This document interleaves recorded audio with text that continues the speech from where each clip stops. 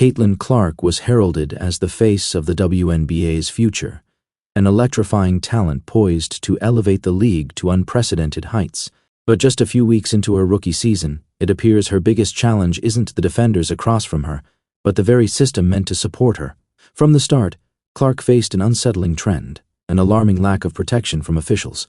Game after game, she endured hard hits, off-ball contact, and blatant fouls that were often ignored. Fans, coaches, and even fellow players began to notice the imbalance in officiating. It wasn't just physical play, it was unchecked aggression met with deafening silence from referees who seemed to operate with impunity. The consequences became tangible when Clark suffered a quad strain, sidelining her for at least 2 weeks. This wasn't a freak accident. It was the culmination of weeks of wear, tear, and neglect. For a player who never missed a game in college, the injury underscored a deeper problem. Referees, many of whom reportedly jumped from high school or G League assignments straight into the WNBA, seemed ill-equipped for the moment. Worse, it's been revealed that they aren't officiating based on standard rule enforcement, but according to behind-the-scenes directives from league stakeholders, general managers, coaches, and other decision-makers who dictate how physical they want games to be. This structure has left players like Clark exposed. Her style of play, fast-paced, high IQ, and perimeter-focused, clashes with the league's preference for a more physical, slower brand of basketball. Instead of celebrating her presence, the system appears to resist it.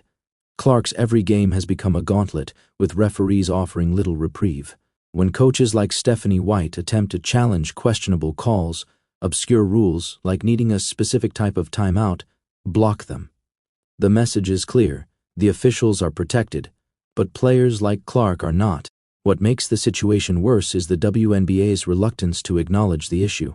The league's response has largely been silence.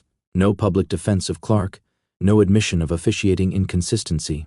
Fans, however, have noticed. They've seen her knocked to the floor, pleading for a whistle that never comes, while others receive calls for far less.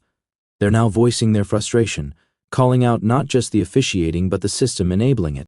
Clark didn't ask to be the league's savior, but her arrival brought attention, revenue, and new fans. Ignoring her treatment not only threatens her career, but undermines the league's credibility. If the WNBA doesn't act, by improving officiating standards and insulating referees from biased influence, it risks more than bad press. It risks alienating the very fan base Clark helped build.